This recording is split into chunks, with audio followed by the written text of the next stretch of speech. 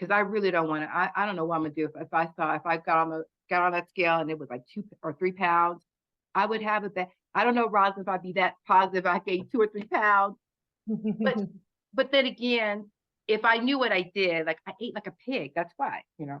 But if I worked hard, I would do like you, Rosin. I would say it was muscle, because it would be muscle if I'm working hard. Yeah.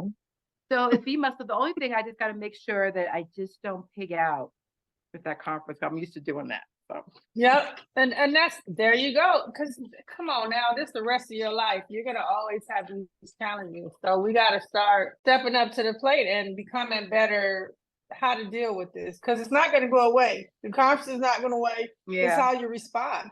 Smaller right, portions, sensible eating. And that's the cool thing. You can dibble and dabble. And when they have these conferences, stick more with the fruits and vegetables. They do have right, those choices too. Try to stay away from the high calorie stuff, right? Because if it don't make healthy, it don't make sense. I mean, when you eat a cookie, what's the benefit? It's breaking you down. We can't keep doing this. To those who know better do better. Now we got the knowledge. We can't keep doing bad because it's gonna start getting worse for some of us, right? So yeah, I think you'll be good because that's what I noticed with cohort one.